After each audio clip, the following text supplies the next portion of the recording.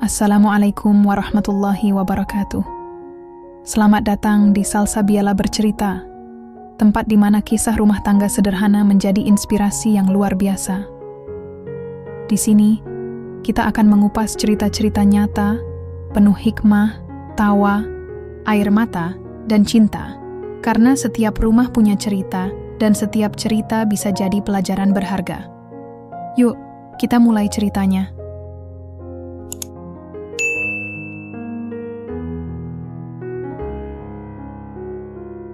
Aku menatap layar komputer di depanku dengan tatapan kosong. Hari ini seperti biasa, kantor penuh suara radio yang saling bersahutan dan langkah-langkah kaki petugas yang bolak-balik. Tapi entah kenapa, rasanya semua jadi berisik banget. Aku mengusap wajahku pelan. Capek? Iya. Tapi bukan cuma itu aja. Namaku Sinta. Umur 27 tahun. Polwan muda dari Satuan Reserse Kriminal di Polres kota kecil tempat aku bekerja sekarang.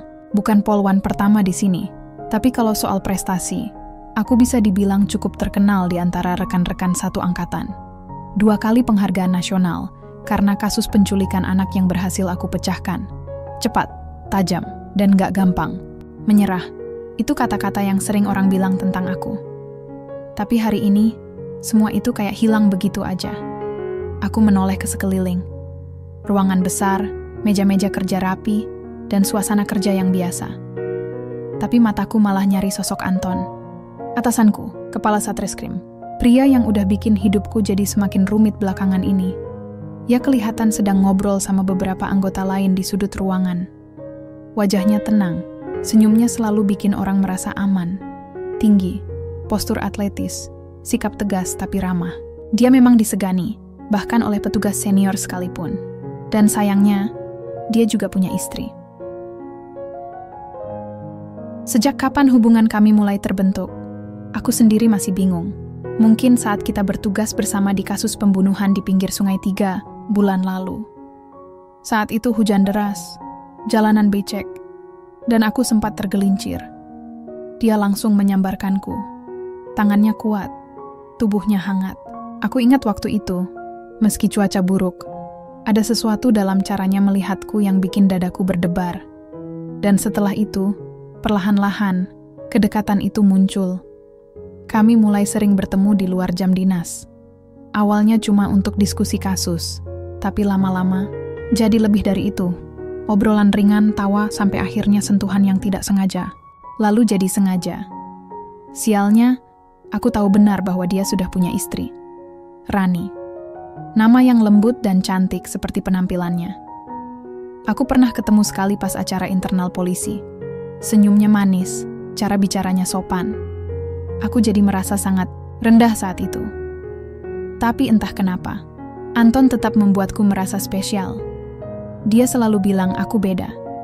Dia bilang aku pintar, kuat, dan pantas dapat yang terbaik. Bahkan katanya, suatu hari nanti semua akan diatur.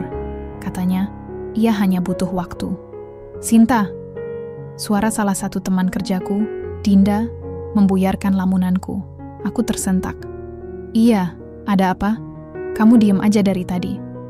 Lagi mikirin apa sih? Tanyanya sambil nyengir. Enggak apa-apa. Jawabku cepat. Dinda mendekat dan duduk di kursi sebelahku. Jangan-jangan lagi mikirin Pak Anton ya? Aku langsung kaget.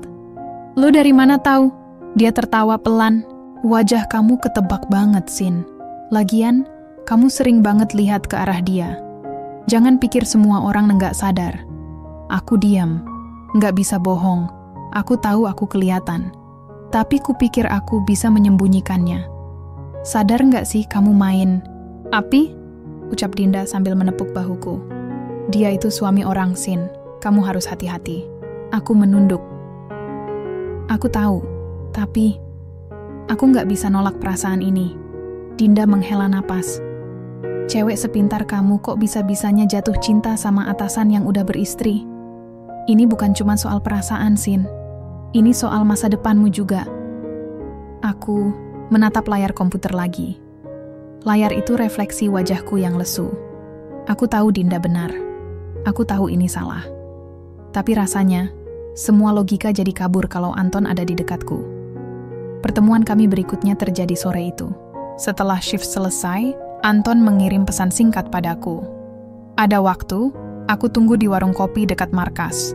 Aku ragu-ragu, tapi ujung jariku sudah mengetik jawaban sebelum aku sempat berpikir ulang.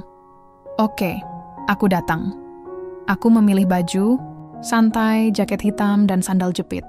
Tapi tetap saja, aku merias sedikit wajahku, biar terlihat segar. Biar dia tetap melihatku sebagai wanita yang penting. Warung kopi itu lumayan sepi. Hanya ada beberapa orang yang asik dengan laptop atau buku mereka. Aku melihat Anton duduk di pojok, membaca koran lokal. Aku duduk di hadapannya. Lama juga, kamu datang, katanya sambil tersenyum. Aku kan baru selesai shift, capek juga, jawabku. Ia meletakkan koran dan memesan kopi untukku. Kamu kelihatan lelah. Iya, beban kerja belakangan ini berat. Belum lagi kasus pemerkosaan di komplek perumahan barat belum selesai. Anton mengangguk. Kamu hebat. Aku bangga punya tim sepertimu. Aku tersenyum tipis. Kata-kata itu selalu berhasil membuatku merasa lebih baik. Meskipun aku tahu, ia bisa berkata begitu karena kami dekat secara pribadi. Setelah kopi datang, kami mulai ngobrol. Tapi tak lama, obrolan itu bergeser dari profesional ke personal. Kamu gimana sekarang? Tanyanya pelan. Aku menatap matanya. Aku baik-baik aja. Cuman, kadang bingung sendiri. Bingung kenapa? Aku menarik napas. Apa kita ini? Serius? Ia diam sejenak. Lalu menjawab, aku serius, Sinta. Tapi kamu tahu sendiri situasinya. Aku nggak bisa seenaknya ambil keputusan sekarang. Tapi kamu janji kan? Suatu hari, kamu akan tinggalkan dia. Ia menatapku. Matanya tajam tapi teduh. Aku janji. Aku cuma butuh waktu. Percaya sama aku. Aku menunduk. Hatiku campur aduk. Ada harapan, tapi juga rasa takut. Aku tahu. Aku sedang bermain api. Dan api itu mungkin akan membakar hidupku jika aku nggak hati-hati. Tapi aku tetap percaya padanya. Sampai batas waktu yang belum ku tahu. Malam itu, aku pulang ke apartemen kecilku. Sendirian, seperti biasa. Aku melemparkan jaketku ke sofa dan langsung merebahkan diri di tempat tidur. HP-ku bergetar, pesan dari Anton. Terima kasih udah sabar. Aku sayang kamu. Aku menatap layar itu lama. Lalu membalas dengan satu kata. Aku juga. Aku tahu. Ini salah. Tapi rasanya, aku nggak punya pilihan. Itu adalah awal dari semua hal yang kemudian mengubah hidupku. Hubungan gelap itu terus berlanjut. Anton memberiku janji-janji. Aku mencoba percaya. Tapi tanpa sadar, aku sudah berada di jurang yang dalam. Dan aku bahkan belum menyadari bahwa aku sudah hamil. Aku masih ingat betul hari itu. Cuaca mendung, angin bertiup cukup kencang dari arah barat. Kami sedang di lapangan, menyelidiki lokasi pencurian toko emas yang terjadi seminggu sebelumnya. Aku dan Anton berdiri di depan toko yang sudah dipasangi garis polisi. Menurutmu ini modus lama atau baru? Tanya Anton sambil mengetuk-ngetuk ujung pulau tangannya dengan jari. Aku mengamati CCTV yang masih tersisa di atas pintu masuk. Kayaknya bukan pemain lokal. Mereka tahu titik buta kamera. Ini kayaknya udah direncana matang. Anton menoleh ke aku. Senyumnya muncul begitu saja. Kamu memang paling cepat nyium jejak pelaku. Seperti biasa.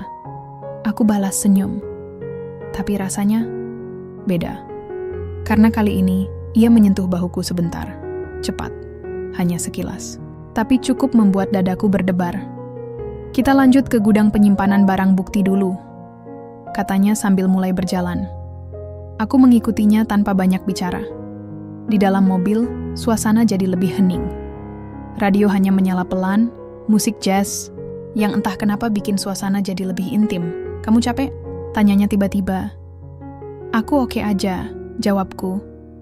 Tapi dia langsung ngerem di pinggir jalan. Kita istirahat bentar. Kamu kelihatan lelah. Aku ingin protes, tapi tak sempat. Ia sudah membuka pintu dan keluar.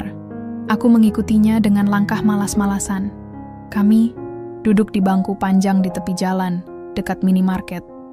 Udara sore itu agak panas, tapi angin tetap membawa aroma aspal yang hangat, Kamu nggak pernah cerita soal hidup pribadi kamu, kata Anton tiba-tiba. Aku menoleh. Lo juga enggak. Ia tertawa pelan. Iya sih, tapi aku kan udah punya istri. Ceritaku pasti soal rumah tangga. Kamu masih sendiri? Aku diam. Iya, masih sendiri. Kenapa? Banyak cowok yang pasti pengen deket sama kamu. Aku menggeleng. Nggak semua orang suka cewek keras kayak aku. Ia menatapku. Aku suka cewek kayak kamu. Kata-kata itu keluar begitu saja. Tanpa beban, tapi efeknya besar. Jantungku langsung berdetak lebih kencang. Maksud lo? Ia menjawab dengan tenang. Kamu tegas. Kamu nggak gampang goyah. Kamu selalu fokus pada tujuan. Itu yang bikin kamu beda. Aku menunduk, ragu, bingung, dan merasa nyaman. Sinta, panggilnya lagi. Kamu tahu kalau aku... Dia berhenti, menelan ludah. Lalu akhirnya melanjutkan. Kalau aku sayang sama kamu, aku langsung mendongak. Lo serius? Ia mengangguk pelan. Aku serius. Aku nggak bisa bohong ke diri sendiri. Aku merasa ada sesuatu yang beda waktu sama kamu. Lebih tenang. Lebih hidup. Aku diam. Nggak tahu harus bilang apa. Kata-kata itu seperti angin sepoi-sepoi yang masuk ke hatiku. Tapi di saat bersamaan juga bikin rasa takut muncul. Tapi, kamu udah punya istri, Pak, bisikku. Ia tersenyum. Jangan panggil Pak lagi. Panggil aku Anton aja. Dan iya, aku tahu aku udah nikah. Tapi, hubungan aku sama Rani, kita cuma hidup bersama karena kewajiban. Aku mengerat-kerat ujung jaketku. Aku nggak mau jadi orang ketiga, Anton. Ia menatapku tajam. Kamu bukan orang ketiga. Kamu adalah satu-satunya yang bikin aku merasa hidup lagi. Aku menatap matanya. Lama. Sampai akhirnya aku tersenyum kecil. Kamu ini ngomongnya manis banget. Ia balas tersenyum. Karena aku jujur. Sejak hari itu, hubungan kami mulai berubah. Bukan cuma sekadar tatapan, diam atau obrolan santai. Ada sentuhan, ada kontak fisik, ada desahan napas yang saling bertemu. Dan meskipun aku tahu ini salah, aku tidak bisa menolaknya. Beberapa minggu kemudian, kami benar-benar menjalin hubungan. Meski secara rahasia, tidak ada yang tahu. Bahkan Dinda, temanku, nggak pernah curiga. Kami sangat hati-hati. Setiap pertemuan Anton selalu bilang hal yang sama. Kamu beda. Aku akan usahakan semua berubah. Aku percaya. Aku terus percaya. Sampai suatu malam, di apartemenku, Anton datang tanpa pemberitahuan. Kamu nggak kerja malam ini? Tanyaku heran. Sudah izin. Aku butuh waktu sama kamu. Jawabnya sambil melepas jaketnya. Aku membukakan pintu. Ia masuk, lalu langsung memelukku. Rindu, bisiknya di telingaku. Aku tersenyum. Baru kemarin kita ketemu. Iya, tapi rasanya kayak udah lama banget. Kami duduk di sofa. Obrolan ringan, tawa kecil, sampai akhirnya segalanya berubah. Sentuhan, ciuman, desahan. Semua terjadi begitu alami. Aku biarkan diriku tenggelam dalam belayan Anton. Aku biarkan logika pergi. Aku hanya ingin merasakan bahwa aku dicintai, dipuja, disebut sebagai yang spesial. Tapi esok paginya, aku bangun sendirian. Anton sudah pergi. Hanya ada secarik kertas di meja. Maaf nggak bisa antar kamu ke kantor. Tapi jangan khawatir. Aku sayang kamu. Terus, aku membacanya sambil tersenyum. Tapi di dalam hati, ada rasa kosong yang mulai tumbuh. Beberapa hari setelah itu, aku mulai merasa aneh. Badan terasa lebih berat. Napasku pendek-pendek. Perutku mual tiap pagi. Awalnya kupikir cuma kecapekan. Tapi ketika aku telat haid 2 minggu, alarm di kepala mulai berbunyi. Aku membeli test pack. Sendirian. Di apotek kecil dekat komplek. Aku takut. Tapi penasaran. Hasilnya, 2 garis. Positif hamil. Aku duduk di kasur, menatap test pack itu lama. Jantungku berdebar. Tanganku gemetar. Otakku mencoba mencerna informasi itu. Hamil? Aku hamil dari Anton? Aku menutup wajahku dengan kedua tangan. Apa yang harus aku lakukan? Bagaimana aku memberitahunya? Apa reaksi dia nanti? Aku menangis. Tapi, bukan karena bahagia. Aku menangis karena takut. Ini bukan sekadar kesalahan lagi. Ini sebuah konsekuensi, dan aku belum siap menghadapinya. Aku duduk di ruang kerja, tangan gemetar mengetik laporan kasus pencurian motor yang baru saja selesai. Layar komputer terlihat kabur karena mataku nggak bisa fokus. Badanku lemas, kepala pusing, dan perutku mual lagi. Ini sudah hari ketiga aku seperti ini. Aku menatap layar jam di pojok kanan bawah laptopku. Senin 9.47.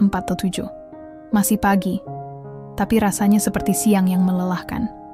Kamu baik-baik aja? Dinda duduk di kursi sebelahku sambil menopang dagu.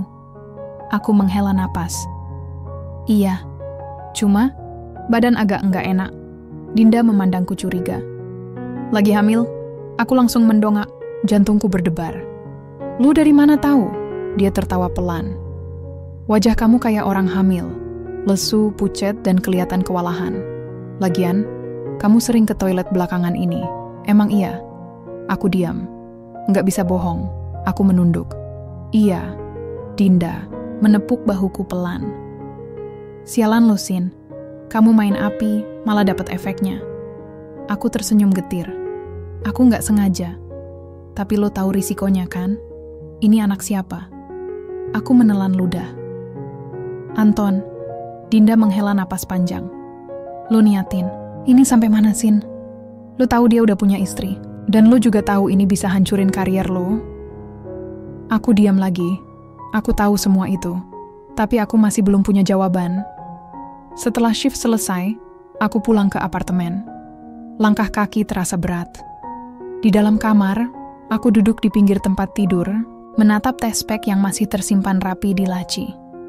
Aku ambil HP KU, buka kontak Anton, dan menatap nama itu lama-lama. Harus bagaimana? Harus bilang apa? HP-ku berdering tiba-tiba. Nomor Anton. Aku langsung angkat. Halo, ucapku pelan. Hai, kamu di mana? Suara Anton terdengar tenang. Aku di rumah, lagi nggak enak badan. Oh, kamu sakit? Aku ragu, tapi akhirnya aku jawab. Bukan sakit. Aku hamil. Di seberang sana, ada jeda panjang. Sunyi. Sampai akhirnya ia menjawab, kamu serius? Iya. Aku sudah tes tadi pagi. 2 garis. Positif. Lagi-lagi sunyi. Anton? Panggilku pelan. Maaf, aku sedang di kantor. Ada rapat penting. Aku akan telepon kamu lagi nanti ya. Aku terkejut. Jadi, lo nggak mau bicara sekarang? Nanti, Sinta. Percaya sama aku. Aku akan urus semuanya. Telepon ditutup begitu saja. Aku menatap layar HP KU. Dingin. Kosong. Seperti perasaanku saat ini. Malam itu, Anton tidak menelepon. HP-ku mati-matianku nanti. Tapi nihil.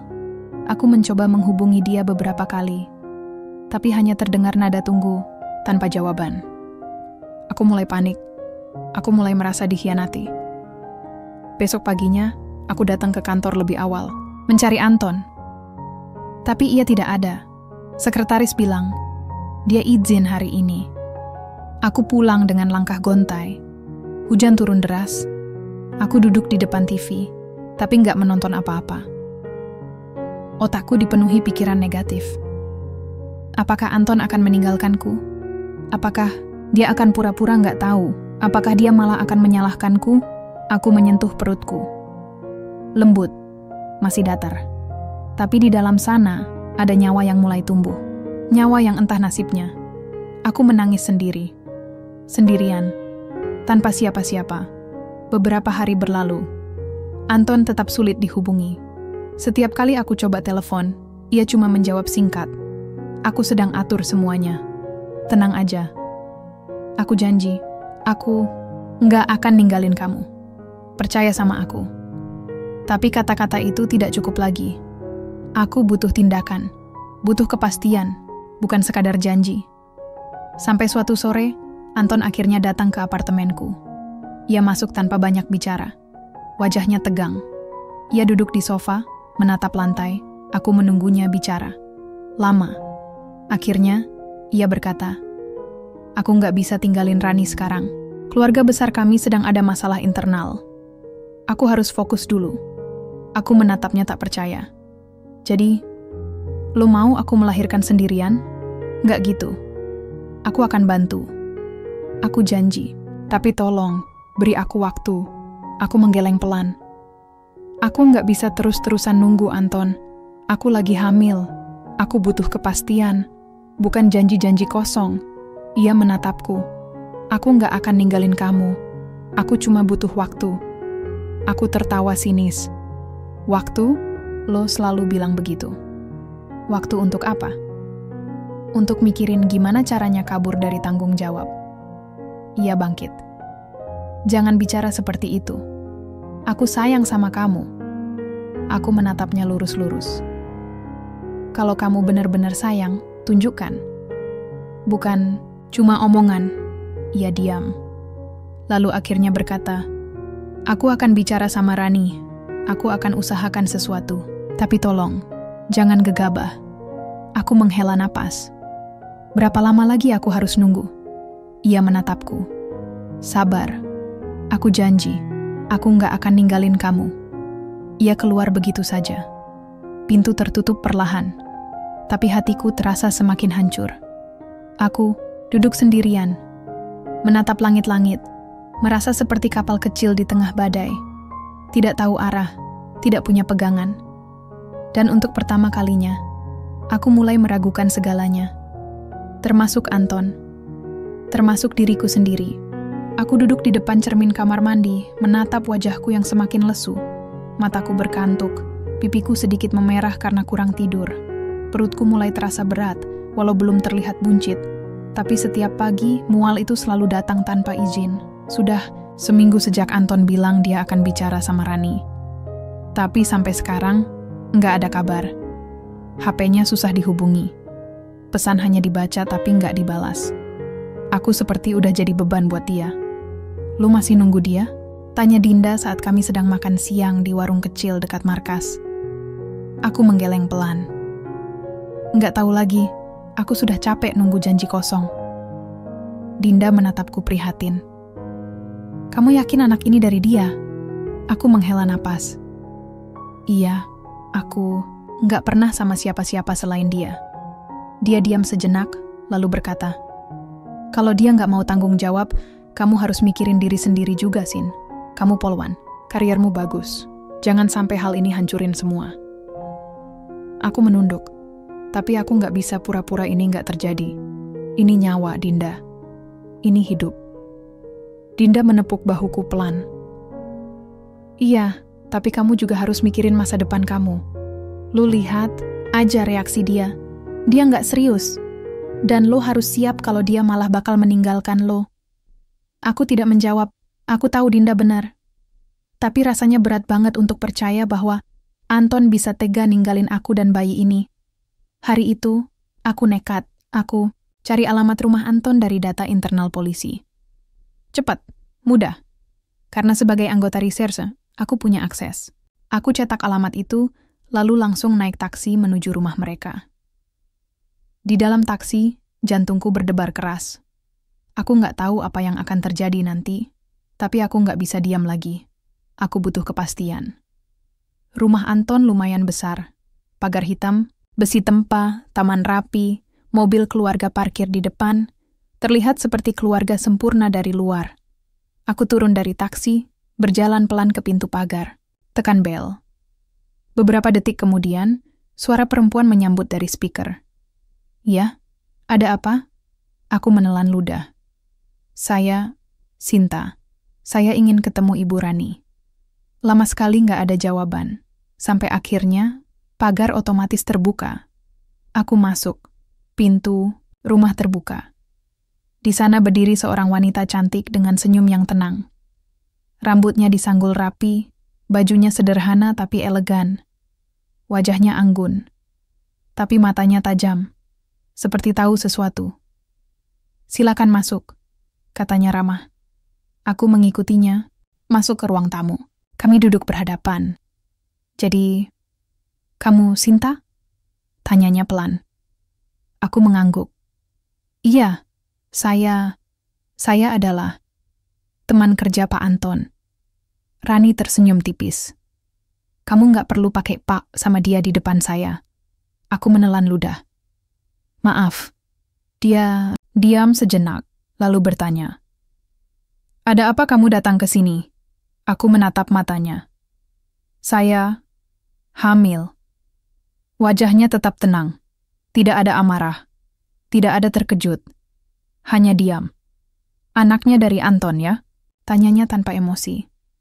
Aku mengangguk. "Iya." Rani menatapku.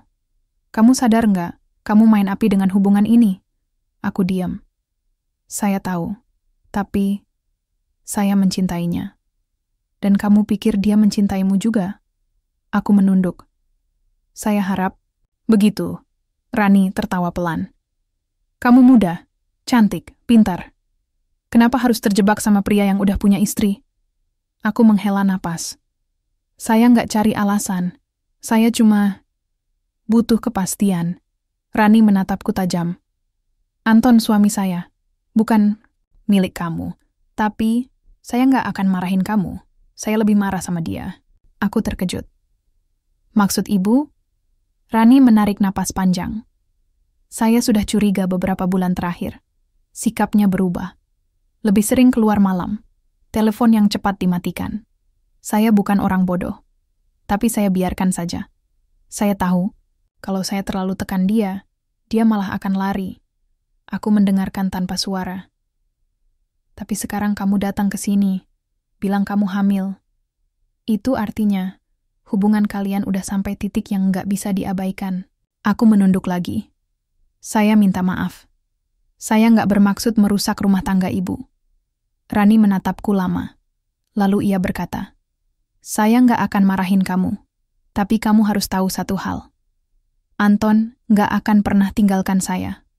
Keluarga besar, kami punya banyak beban. Dia nggak bisa gegabah ambil keputusan." Aku diam. Hatiku mulai hancur.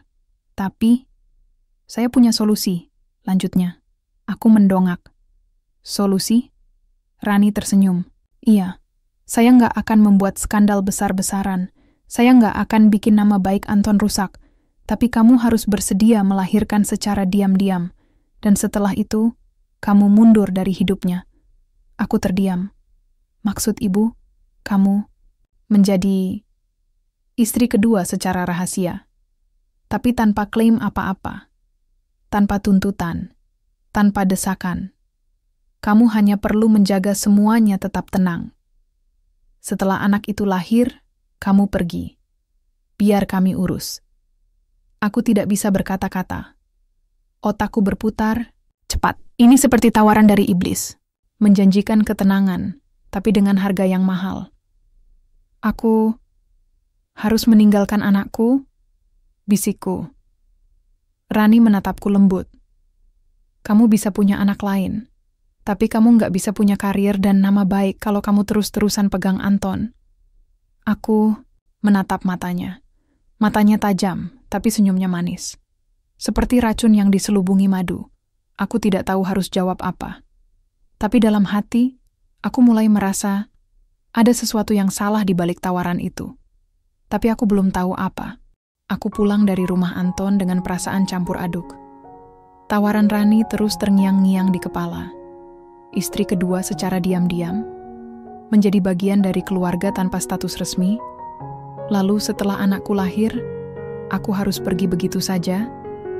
Tapi entah kenapa, tawaran itu juga memberiku semacam harapan. Setidaknya, Anton bisa tetap ada dalam hidup anaknya. Setidaknya, aku nggak akan jadi ibu tunggal yang ditinggal. Dan setidaknya, karir Anton sebagai petinggi kepolisian nggak hancur karena skandal perselingkuhan. Aku mulai berpikir, mungkin ini adalah cara terbaik. Jalan tengah yang bisa menyelamatkan semua pihak. 2 hari setelah pertemuan itu, Anton akhirnya meneleponku.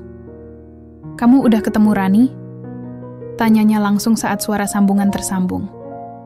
Iya, jawabku pelan. Ia diam sejenak. Dan kamu setuju sama tawarannya? Aku menelan ludah. Belum sepenuhnya. Aku masih mikir. Sinta, suaranya berubah lembut. Ini mungkin bukan ideal, tapi ini solusi terbaik untuk kita semua. Aku janji, aku nggak akan ninggalin kamu dan anak kita. Aku akan pastikan kalian baik-baik aja. Aku mendengarkan tanpa banyak bicara. Kata-katanya membuat dadaku hangat, tapi juga sesak. Aku cuma butuh waktu, lanjutnya. Rani sedang atur beberapa hal. Dia bilang, dia mau bantu kamu selama masa kehamilan. Kamu nggak usah kerja terlalu keras. Kamu tinggal di tempat yang nyaman. Semua biaya ditanggung oleh kami. Aku menghela napas. Jadi, aku benar-benar harus mundur dari pekerjaan, cuma sementara. Sampai bayinya lahir. Nanti kalau sudah tenang, kamu bisa balik lagi. Tapi tolong, percaya sama aku. Ini demi keselamatan kamu dan bayi kita. Aku diam. Oke. Terima kasih, Sinta. Aku sayang kamu. Telepon ditutup. Aku menatap layar HP-ku lama. Ada rasa lega, tapi juga penasaran. Ada rasa takut, tapi juga optimisme. Aku tidak tahu apakah ini langkah yang benar atau salah. Tapi untuk pertama kalinya, dalam beberapa minggu terakhir, aku merasa seperti punya pegangan lagi. Beberapa hari kemudian, Rani menjemputku sendiri. Mobil hitam besar berhenti di depan apartemen kecilku. Ia keluar dengan senyum ramah. Pakai jilbab, baju santai, tapi tetap anggun. Siap? Tanyanya saat ia melihatku membawa koper kecil. Aku mengangguk. Lu mau bawa aku kemana? Ada apartemen kosong milik keluarga Anton. Tempatnya tenang, aman, dan nyaman. Kamu bisa istirahat di sana selama masa kehamilan. Aku menatapnya curiga. Kenapa lu baik banget sama aku? Rani tersenyum. Karena aku ingin semuanya tetap tenang. Aku nggak mau ada drama. Aku nggak mau ada konflik besar. Aku hanya ingin semuanya berjalan lancar sampai bayi itu lahir. Aku naik ke mobilnya tanpa banyak protes. Di dalam, suasana wangi parfum floral. Rani menyetir dengan tenang, sesekali melirikku. Kamu nggak perlu takut sama aku, katanya tiba-tiba. Aku nggak akan ganggu kamu. Aku bahkan akan pastikan kamu selalu nyaman selama di sana. Aku menatapnya. Kenapa lo nggak marahin aku? Atau malah ocehanin aku kayak istri-istri pada umumnya kalau tahu suaminya selingkuh? Rani tertawa. Pelan. Karena aku tahu, emosi nggak akan mengembalikan apa yang sudah hilang. Aku lebih suka atur segalanya dengan kepala dingin. Aku diam. Perkataannya masuk akal, tapi rasanya aneh. Seperti ada sesuatu yang disembunyikan. Tempat yang dibawa Rani ternyata sebuah apartemen mewah di lantai atas. Pemandangan kota terlihat jelas dari balkon. Interior lengkap, dapur modern, kamar luas. Bahkan ada ruang keluarga dengan sofa empuk dan TV layar lebar. Ini tempat untuk siapa? Tanyaku heran. Milik keluarga Anton. Jarang dipakai. Sekarang jadi tempat kamu. Aku menatapnya tak percaya. Serius? Aku bisa tinggal di sini? Iya. Aku bahkan sudah siapin asisten rumah tangga yang bakal bantu kamu selama hamil. Biar kamu nggak capek. Aku tidak tahu harus berkata apa. Ini terlalu mudah, terlalu baik, terlalu sempurna. Terima kasih, ucapku pelan. Rani tersenyum. Jangan terima kasih dulu. Masih banyak hal yang harus kita urus. Termasuk soal dokter, kandungan, biaya persalinan, dan rencana setelah bayi lahir. Aku menatapnya. Aku masih boleh lihat anakku kan? Rani menepuk bahuku lembut. Tentu saja, kamu ibunya. Tapi kamu harus ingat satu hal. Setelah semuanya selesai, kamu harus kembali ke hidupmu. Tanpa ganggu Anton lagi. Aku mengangguk. Aku tahu. Tapi di dalam hati, aku mulai merasa ada beban yang berat. Seolah-olah, aku sedang menyerahkan jiwa dan ragaku untuk sesuatu yang belum tentu kembali padaku. Beberapa minggu berlalu, aku mulai beradaptasi di apartemen baruku. Asisten rumah tangga yang dikirim Rani sangat ramah dan pengertian. Dokter kandungan juga sering datang untuk memeriksaku. Anton sesekali muncul, tapi jarang.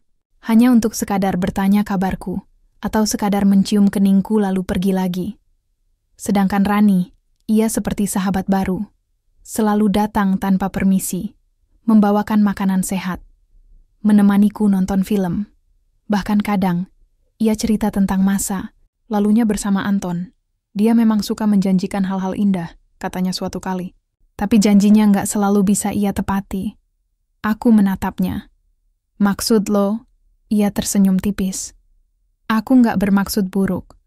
Tapi kamu harus tahu Anton bukan orang yang gampang komitmen. Dia suka menunda-nunda keputusan penting. Itu sebabnya, aku belajar untuk selalu punya rencana cadangan. Aku tidak menjawab, tapi perkataannya bikin dadaku sesak. Suatu malam, aku tidak bisa tidur. Perutku mulai terasa berat. Aku bangun, lalu duduk di sofa. HP-ku masih menyala. Aku scroll timeline, media sosial. Tiba-tiba, notifikasi masuk. Pesan dari nomor tak dikenal. Kalau kamu benar-benar peduli sama anakmu, cari tahu sendiri rencana Rani sebelum terlalu jauh. Aku langsung tegak. Jantungku berdebar. Siapa ini? Apa maksudnya? Aku coba balas pesan. Itu. Tapi nomornya sudah mati. Aku menatap layar HP-ku lama. Ada rasa takut yang mulai tumbuh. Rasa takut yang selama ini aku pendam. Apakah tawaran Rani benar-benar sebaik yang terdengar? Atau apakah aku sedang jatuh ke dalam jebakan yang lebih besar? Aku tidak bisa tidur semalaman. Pesan anonim itu terus terngiang-ngiang di kepala. Kalau kamu benar-benar peduli sama anakmu, cari tahu sendiri rencana Rani sebelum terlalu jauh. Siapa yang mengirim pesan itu? Apa maksudnya? Pagi-pagi sekali, aku sudah bangun dan mencoba menghubungi nomor itu lagi. Tapi tetap saja, tidak aktif. Asisten rumah tangga datang seperti biasa. Ia menyiapkan sarapan untukku. Aku makan tanpa selera. Pikiranku kacau. Rani datang siang itu. Seperti biasa, ia membawa bingkisan. Kali ini berupa buah-buahan segar dan camilan sehat. Kamu kelihatan pucat, katanya sambil duduk di seberangku. Tidur nggak nyenyak. Aku menggeleng pelan. Ada yang nggak tenang di kepalaku. Ia menatapku dengan ekspresi prihatin. Masalah apa lagi? Aku menarik napas panjang. Lalu perlahan berkata, aku dapat pesan dari orang nggak dikenal semalam. Katanya, aku harus cari tahu rencana lo sebelum terlalu jauh. Wajah Rani langsung berubah, hanya sejenak. Tapi cukup membuatku menyadari bahwa reaksinya tidak sepenuhnya netral. Apa maksudnya? Tanyaku tegas. Rani tersenyum tipis. Pasti cuma isengan orang jahil, jangan dipikirin. Lu pasti tahu sesuatu. Jadi tolong, jangan anggap aku bodoh. Ia diam, lalu akhirnya berkata, Sinta, kamu percaya sama aku? Aku menatap matanya. Aku pengen percaya, tapi aku juga nggak bisa pura-pura kalau ada sesuatu yang salah. Rani menepuk bahuku lembut. Aku hanya ingin semua tetap aman. Aku ingin kamu tenang. Aku ingin bayimu lahir dalam kondisi baik. Aku mendesak. Lalu kenapa lo selalu bilang aku harus mundur setelah anakku lahir? Rani menjawab dengan tenang. Karena Anton tidak akan pernah bisa hidup dengan dua wanita. Dia bukan tipe pria yang bisa membagi cinta secara adil. Dan kamu juga pantas punya hidup baru, tanpa beban. Aku tidak puas. Tapi lo belum jawab pertanyaan aku. Ada apa sebenarnya? Rani menatapku lama. Lalu berkata, kamu serius mau tahu? Aku mengangguk. Oke, ucapnya pelan. Aku akan ceritakan satu hal. Tapi kamu harus janji, kamu nggak akan gegabah. Aku menelan ludah. Aku janji. Rani menarik napas panjang, lalu mulai bicara. Anton bukan pria yang kamu pikir dia. Dia suka janji-janji manis, tapi jarang menepati. Sejak awal hubungan kami, dia udah pernah berselingkuh. Bukan cuma sekali, banyak. Tapi aku selalu memaafkan, karena aku tahu, karier, dia penting. Keluarga besar kami juga nggak akan terima kalau dia bercerai. Aku diam mendengarkan. Tapi kali ini beda. Kali ini, dia hamili seseorang. Dan itu bukan cuma skandal kecil. Itu bisa hancurkan hidup dia, karier dia, reputasi dia, nama baik keluarga besar kami. Aku menatapnya. Lalu kenapa lo nggak marahin dia? Rani tersenyum kecut. Karena aku tahu, kalau aku marahin dia malah akan kabur. Kalau aku lawan dia akan melawan. Jadi aku ambil cara lain. Aku kasih dia solusi. Aku kasih dia jalan keluar. Biar dia merasa aku pengertian. Biar dia merasa aku masih istri yang baik. Aku mengerut. Maksud lo? Rani menatapku lurus-lurus. Aku biarkan dia merasa aman. Sampai saatnya tiba. Aku mulai merinding. Saatnya, Rani tersenyum. Setelah bayimu lahir, aku akan pastikan Anton nggak perlu repot-repot mikirin kamu lagi. Aku akan ambil alih semuanya. Bayimu akan dibesarkan sebagai bagian dari keluarga kami. Kamu tinggal pergi. Tanpa drama, tanpa konflik. Aku menatapnya tak percaya. Lo akan ambil anakku. Rani menepuk bahuku pelan. Bukan ambil, lebih tepatnya, mengadopsi. Dengan catatan, kamu tidak akan pernah mengklaimnya lagi. Tapi kamu akan tetap dibayar dengan baik. Kami akan pastikan kamu bisa hidup enak meskipun tanpa Anton. Aku terdiam. Dadaku berdebar keras. Otakku mulai berputar cepat. Ini bukan sekadar penipuan. Ini rencana licik. Lo sudah atur semuanya? Bisikku. Rani mengangguk. Sudah. Bahkan dokter yang akan menangani persalinanmu adalah teman dekat keluarga kami. Surat kelahiran, dokumen resmi, semuanya akan diatur. Kamu tinggal tanda tangan. Setelah itu kamu bebas. Tidak perlu repot-repot lagi. Aku mulai merasa mual. Bukan karena hamil, tapi karena rasa takut yang tumbuh besar. Jadi selama ini, lu baik sama aku supaya aku percaya. Rani tersenyum. Kamu pintar. Ya, aku harus pastikan kamu percaya sama aku. Karena kalau kamu curiga, kamu pasti akan lari. Dan itu akan bikin rencana kami gagal. Aku menatapnya dengan mata penuh amarah. Aku nggak akan biarin lo ambil anakku. Rani tetap tenang. Kamu nggak punya pilihan. Karena sampai sekarang, kamu belum laporkan hubungan kalian ke siapa-siapa. Tidak ada bukti. Tidak ada saksi. Semua kata-kata yang kamu klaim nanti bisa dibantah oleh Anton. Dan kamu tahu itu. Aku diam. Karena aku tahu dia benar. Aku tidak punya bukti. Aku tidak punya saksi. Dan aku bahkan tidak punya kuasa atas hidupku sendiri. Rani pulang beberapa jam kemudian. Ia pamit dengan senyum ramah. Besok aku akan bawa dokumen untuk kamu tanda tangan. Persiapan administrasi persalinan. Aku hanya mengangguk. Padahal di dalam hati api amarah mulai membara. Setelah pintu tertutup, aku langsung mengambil HP kau. Mencari folder foto. Melihat foto-foto yang sempat aku simpan. Foto Anton dan aku. Foto chat antara aku dan Anton. Bukti transfer uang dari Anton untuk apartemen ini. Aku mulai menyimpan semuanya. Backup, enkripsi, cadangan. Kalau mereka ingin main kotor, aku juga akan main kotor. Aku tidak akan biarkan anakku direnggut begitu saja. Malam itu, aku tidak bisa tidur. Aku hanya duduk di balkon, menatap lampu kota yang berkilauan. Angin dingin menyapa wajahku. Aku menyentuh perutku. Lembut, masih datar. Tapi di dalam sana, ada nyawa. Nyawa yang entah nasibnya. Aku berbisik pelan. Aku nggak akan biarkan mereka ambil kamu. Aku janji. Air mataku menetes tanpa sadar. Aku tahu, permainan ini belum selesai. Malahan, baru saja dimulai. Aku duduk di meja makan, menatap dokumen yang Rani bawa tadi pagi. Surat keterangan persalinan sementara. Surat penyerahan hak asuh. Dan satu lagi, kontrak non-disclosure yang menyatakan bahwa aku tidak akan pernah mengklaim anak ini sebagai milikku.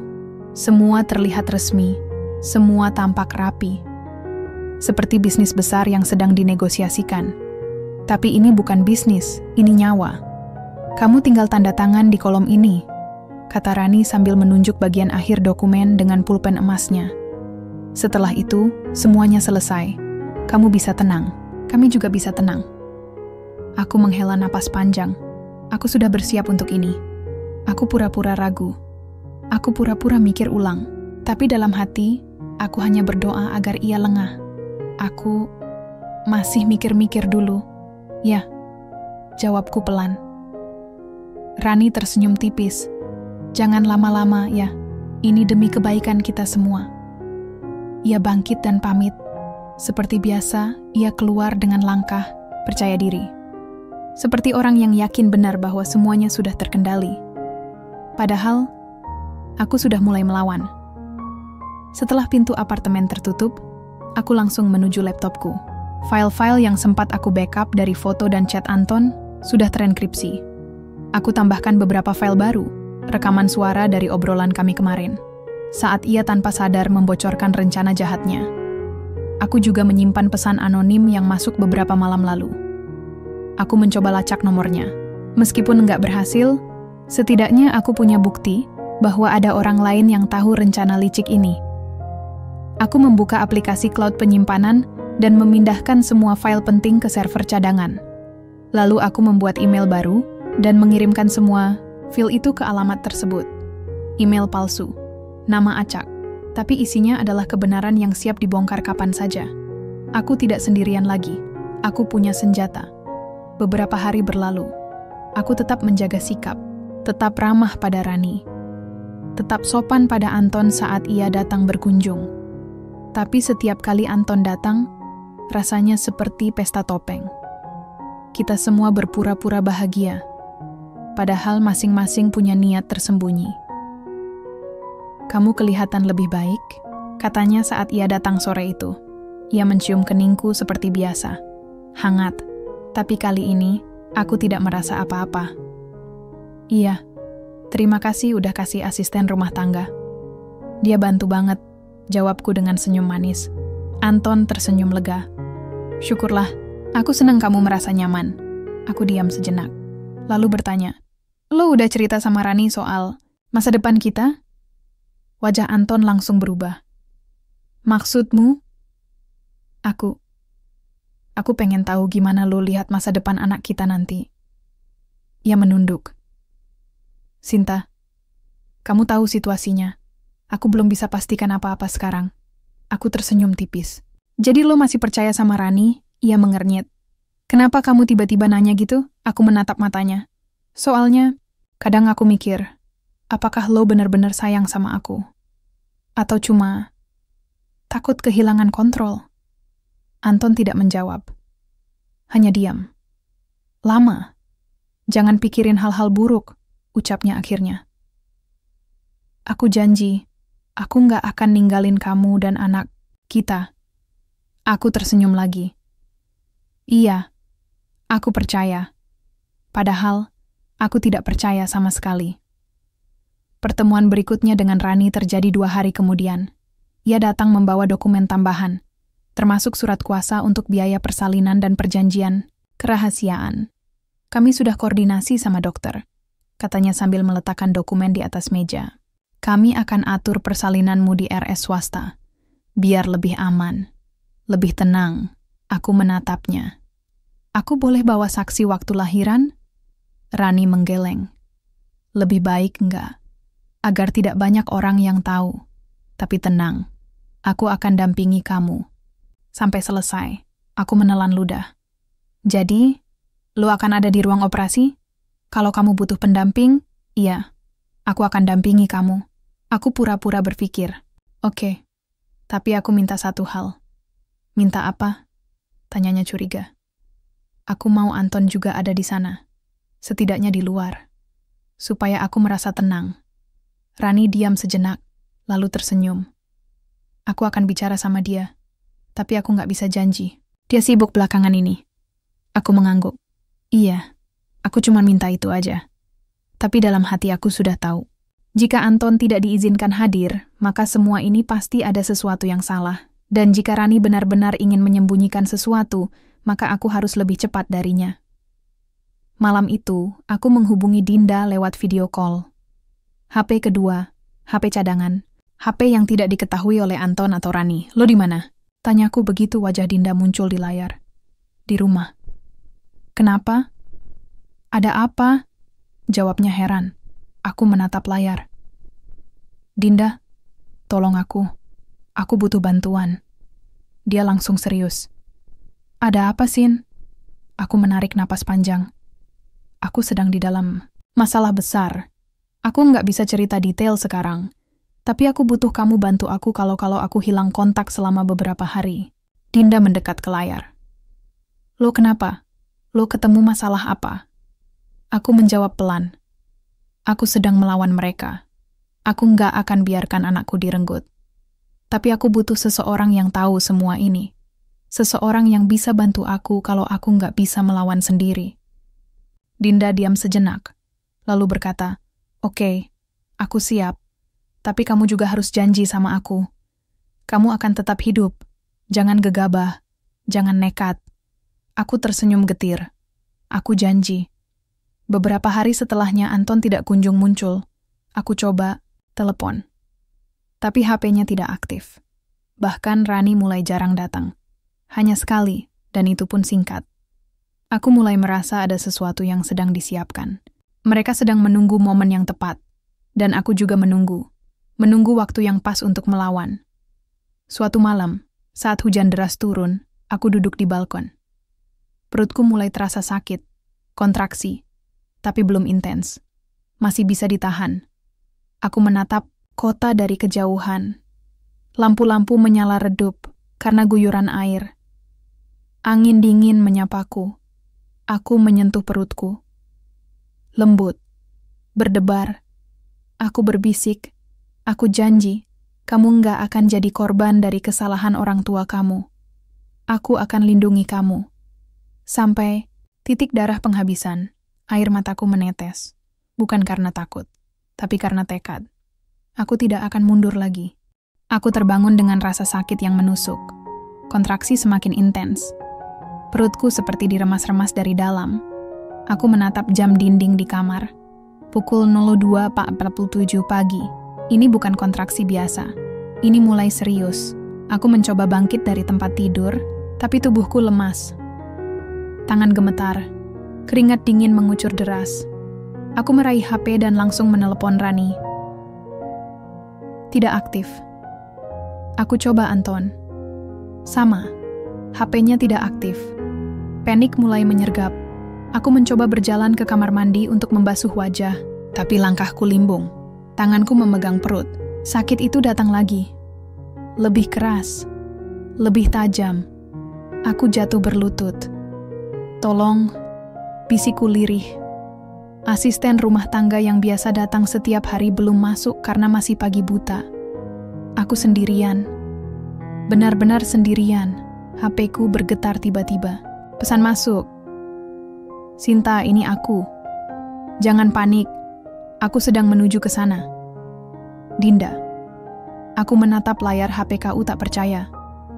Dia benar-benar datang? Beberapa menit kemudian, bel apartemen berbunyi. Aku merangkak ke pintu, membukanya dengan susah. Payah, Dinda langsung masuk. Wajahnya cemas. Lu ketemu siapa? Tanyaku napas tersengal. Seorang teman dari unit internal polisi. Dia bantu aku lacak keberadaan lo. Jawabnya cepat. Sekarang, kita harus bawa lo ke rumah sakit. Aku menggeleng. Nggak bisa. Mereka pasti sudah atur semuanya. Rumah sakit mereka. Dokter mereka. Aku nggak aman kalau ke sana. Dinda menatapku serius. Lalu mau kemana? Aku menarik napas panjang. Ada satu orang yang mungkin bisa bantu kita. Tapi, dia harus tahu semua kebenaran sekarang juga. Setelah beberapa menit persiapan, Dinda membantuku keluar dari apartemen. Ia memesan taksi online, lalu kami menuju sebuah rumah sakit umum. Di pinggir kota, tempat yang jauh dari jangkauan Anton atau Rani. Di tengah perjalanan, HPKU berdering. Nomor Anton. Aku menelan ludah. Lalu angkat. Sinta, kamu di mana? Rani bilang kamu nggak bisa dihubungi. Aku menjawab dengan suara pelan. Aku sedang menuju rumah sakit. Kontraksiku udah mulai kuat. Anton diam sejenak. Kenapa kamu nggak kabarin aku? Aku coba telepon tadi malam. HP-mu mati. Maaf. Aku sedang rapat penting. Aku akan ke rumah sakit sekarang. Aku menatap layar HP-ku. Oke, tapi tolong, jemput Rani juga. Aku mau bicara sama kalian berdua. Anton ragu. Ada apa? Banyak hal. Aku akan ceritakan semuanya nanti. Di rumah sakit, aku langsung dibawa ke ruang observasi. Tim medis memeriksaku. Tekanan darahku rendah, detak jantungku tinggi. Dokter menyarankan agar persalinan dilakukan sesegera mungkin jika kontraksi terus meningkat. Dinda menemani di luar. Aku menyimpan HP cadanganku di saku. File-file yang aku enkripsi masih ada. Semua bukti, semua rekaman, semua pesan, semuanya siap dibongkar. 2 jam kemudian, Anton dan Rani akhirnya tiba. Rani melihatku dengan tatapan dingin. Anton tampak cemas. Kamu baik-baik aja? Tanya Anton sambil menggenggam tanganku. Aku melepaskan genggamannya. Jangan sentuh aku. Mereka berdua terkejut. Aku menatap mata Rani. Aku tahu semuanya. Aku tahu rencana lo. Aku tahu lo udah atur semuanya supaya anakku jadi milik lo. Supaya aku lenyap begitu saja. Wajah Rani tetap tenang. Sinta, jangan ngomong seenaknya. Ini rumah sakit. Fokus aja sama kondisi kamu. Aku tertawa sinis. Lu pikir aku masih percaya sama lo? Aku udah simpan semua bukti. Chat lo, rekaman lo, surat penyerahan hak asuh, semuanya. Bahkan Dinda juga udah tahu semua ini. Anton langsung menoleh ke Rani. Apa maksudnya ini? Rani mendengus. Ini cuma drama besar dari Sinta. Dia panik karena akan melahirkan. Jadi dia cari-cari alasan. Aku menatap Anton. Lo masih percaya sama dia? Padahal selama ini lo sendiri juga nggak pernah kasih kepastian sama aku. Lo hanya janji-janji manis. Dan lo biarkan Rani atur semuanya tanpa protes. Anton diam. Matanya penuh keraguan. Aku melanjutkan. Aku nggak minta lo tinggalkan dia. Aku juga nggak mau hancurin rumah tangga lo. Tapi aku nggak akan biarkan anakku direnggut oleh mereka yang nggak punya hati nurani. Aku menunjukkan HP kau. Kalau aku sampai hilang kontak, atau kalau bayiku lahir tanpa ada saksi independen, maka semua ini akan viral. Nama baik lo sebagai petinggi polisi akan hancur. Karier lo akan hancur. Keluarga besar lo akan hancur. Rani mendelik. Kamu nggak berani? Aku tersenyum tipis. Coba aja. Aku nggak ada yang perlu ditakutin lagi. Dokter masuk beberapa menit kemudian. Melihat suasana tegang di dalam ruangan, ia bertanya, "Ada masalah?" Aku menjawab dengan tegas, "Iya, saya tidak ingin proses persalinan saya dihadiri oleh salah satu dari mereka berdua tanpa saksi independen." Dokter menatapku heran. "Siapa yang Anda maksud?" Aku menatap Rani. "Dia. Saya tidak ingin dia hadir tanpa saksi resmi. Saya khawatir akan keselamatan anak saya." Rani menatapku marah. "Ini tidak lucu, Sinta. Ini bukan soal lucu. Ini soal nyawa." Dokter menatap Anton. "Anda suami pasien?" Anton ragu. "Iya." "Dan ini istri sah Anda?" Dokter menunjuk Rani. Anton diam. Tidak menjawab. Rani buru-buru menjawab. "Iya. Kami cuma beda pendapat sedikit." Dokter menghela napas. "Baiklah. Tapi untuk prosedur persalinan kami butuh surat kuasa yang jelas. Dan kami butuh kehadiran saksi independen jika ada permintaan dari pasien." Aku menatap Anton. "Aku ingin Dinda menjadi saksi, teman kerjaku. Dia juga anggota polisi. Bisa dipercaya." Anton menatapku. "Oke. Aku setuju." Rani mendengus. "Fine. Lakukan apa yang kamu mau. Tapi jangan harap kamu bisa lari dari realita. Aku tersenyum dingin. Aku nggak lari. Aku malah siap menghadapinya. Beberapa jam kemudian, operasi sesar dimulai. Aku dibius ringan. Aku merasakan tekanan di perut, suara mesin monitor berbunyi ritmis. Bau antiseptik menyergap hidungku. Dan lalu, teriakan pertama dari bayiku terdengar. Nyaring indah menyentuh hati. Aku menangis. Air mata bahagia, air mata lega. Air mata amarah yang akhirnya pecah. Dinda berdiri di sampingku, menepuk bahuku pelan. Lo hebat, Sin. Aku tersenyum. Anakku selamat. Bayiku diangkat ke atas. Seorang perawat menunjukkan padaku. Perempuan. Mata bulat. Pipi tembem. Kulit putih bersih. Aku menatapnya lama. Lalu berbisik. Selamat datang di dunia, sayang. Aku ibumu. Dan aku akan lindungi kamu sampai titik darah penghabisan. Aku terbangun dari anestesi dengan rasa sakit yang masih tersisa di perut. Tubuhku lemas, napasku pendek-pendek. Tapi saat aku membuka mata, satu hal yang langsung kupikirkan adalah dia, bayiku. Aku menoleh ke sekeliling. Dinda duduk di kursi dekat ranjangku, tangannya memegang HP sambil mengetik sesuatu. Ia mendengus pelan, tapi matanya tetap waspada. Lo udah bangun? Tanyanya pelan. Aku mengangguk. Anakku, gimana? Dinda tersenyum tipis. Dia aman, di ruang neonatal. Masih dalam pengawasan karena lahir prematur sedikit. Tapi dokter bilang kondisinya stabil. Aku menarik napas lega. Syukur, Dinda menatapku serius. Tapi lo harus siap, ini belum selesai. Aku mengerat-kerat selimutku. Mereka pasti nggak akan menyerah begitu aja. Beberapa jam kemudian, Anton dan Rani datang lagi. Kali ini, ekspresi mereka lebih dingin, lebih tegang. Anton duduk di ujung ranjangku. Kamu baik-baik aja? Aku tidak menjawab, hanya menatapnya. Tajam ia melanjutkan.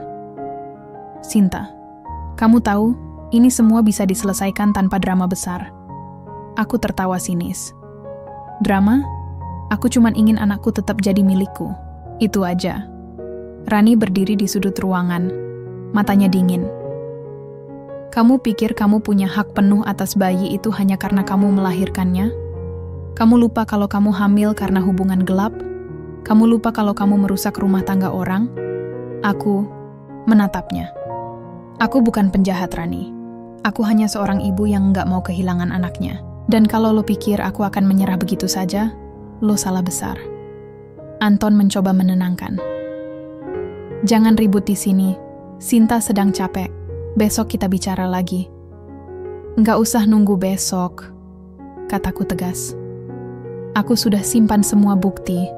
Chat kalian, surat kalian, rekaman suara kalian, bahkan pesan anonim yang masuk waktu aku hamil juga ada. Semua udah disimpan di server cadangan. Kalau aku sampai hilang kontak, atau kalau bayiku dibawa kabur, semuanya akan keluar. Rani mendelik. Kamu ngancam kami? Aku tersenyum dingin. Bukan ancaman. Ini peringatan.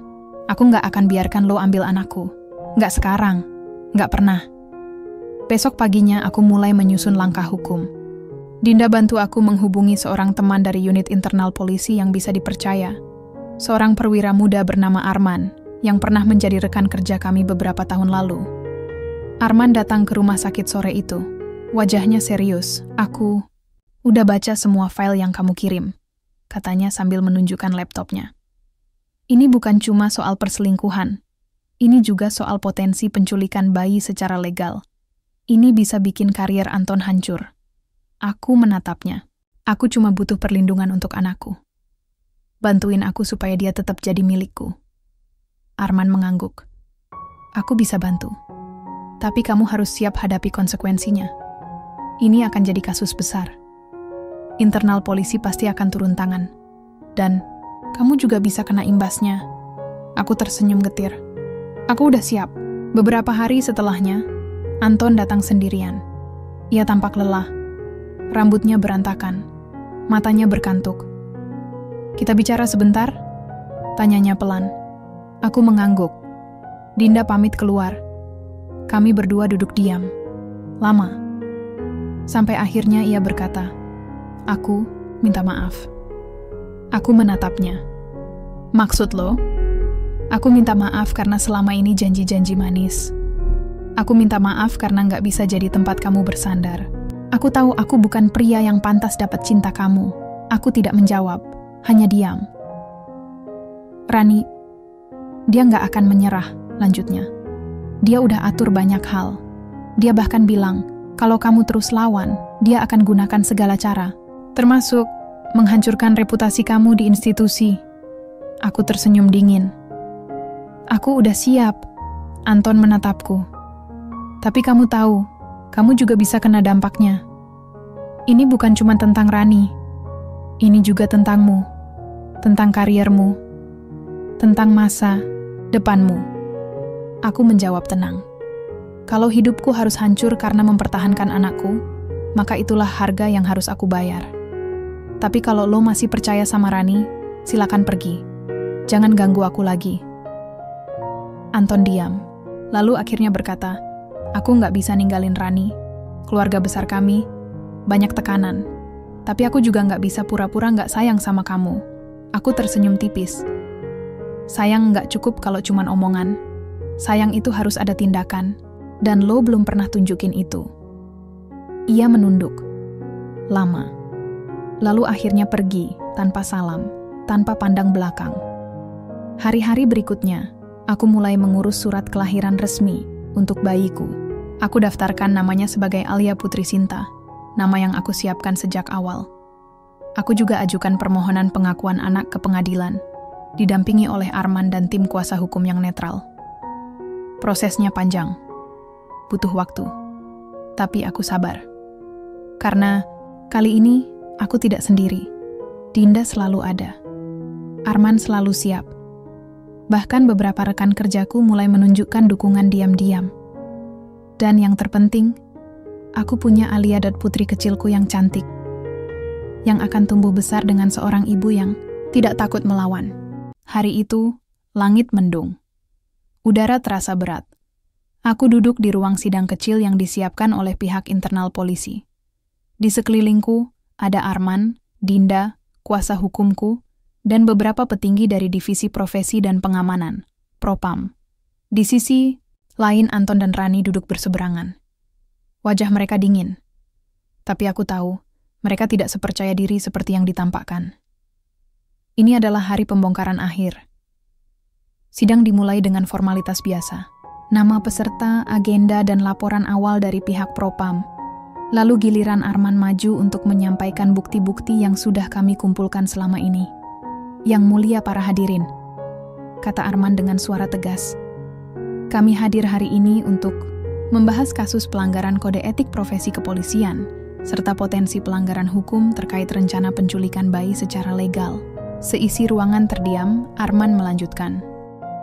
Kami memiliki bukti berupa rekaman percakapan antara Ibu Rani dan Sinta, surat penyerahan hak asuh tanpa persetujuan ibu kandung, serta chat antara Sinta dan Anton yang menunjukkan adanya hubungan terlarang. Semua dokumen telah diverifikasi oleh ahli forensik digital kami. Ia meletakkan folder tebal di atas meja. Isinya adalah semua bukti yang aku simpan sejak awal. Chat, foto, rekaman, dan dokumen yang bisa menghancurkan rencana licik Rani. Semua mata tertuju pada Anton dan Rani. Rani tetap tenang, bahkan tersenyum kecil. Tapi Anton, wajahnya pucat, giliran. Rani memberikan pernyataan. Ia berdiri dengan anggun. Seperti biasa, ia tampak percaya diri. Apa yang Anda sebut sebagai rencana penculikan, sebenarnya adalah upaya pengaturan keluarga demi menjaga stabilitas rumah tangga. Kami hanya ingin semua tetap tenang. Kami tidak punya niat buruk. Arman langsung menyela. Upaya mencabut hak asuh seorang ibu tanpa izin, meskipun dilakukan dengan cara resmi, tetap saja merupakan bentuk pelanggaran hukum. Apalagi jika dilakukan dengan manipulasi dokumen. Rani menatap Arman dingin. Anda bicara seperti tahu semua cerita. Padahal, Anda cuma mendengar satu versi saja. Aku bangkit berdiri. Suaraku gemetar, tapi tegas. Aku yang hidup dalam cerita itu. Aku yang hamil, sendirian. Aku yang nyaris kehilangan anakku karena ulah lo. Jadi jangan bilang aku cuma tahu satu versi. Aku tahu semuanya.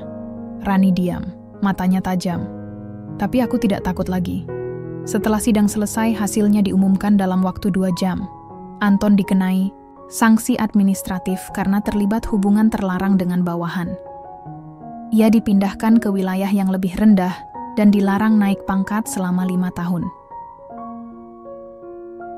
Sementara Rani, ia tidak terkena sanksi hukum karena tidak ada bukti bahwa ia benar-benar menculik Alia, tapi reputasinya rusak. Banyak petinggi polisi mulai memperlakukannya dengan curiga. Beberapa bahkan menolak ajakan kerjanya. Dan aku dipanggil untuk evaluasi internal.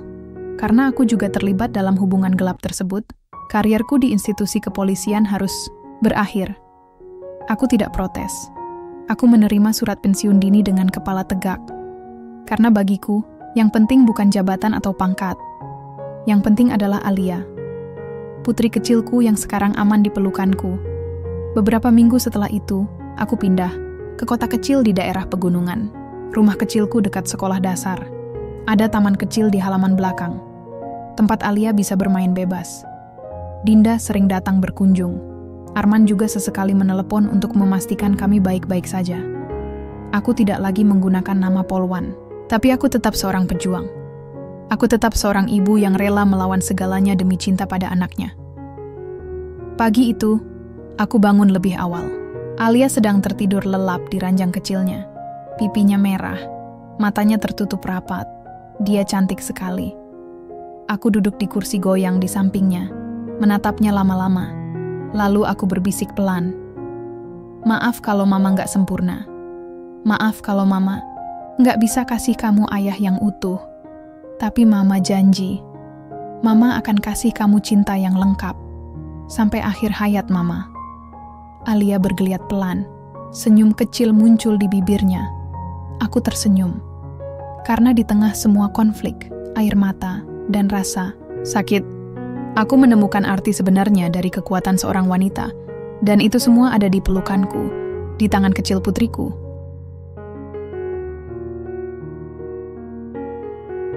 Sinta akhirnya berhasil menyelamatkan anaknya, tapi dengan harga yang tidak murah.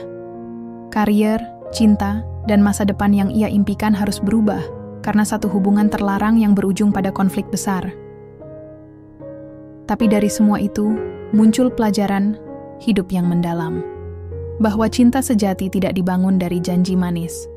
Bahwa kekuatan seorang wanita tidak hanya ada di dalam seragam, tapi juga di hati dan keberaniannya melawan ketidakadilan.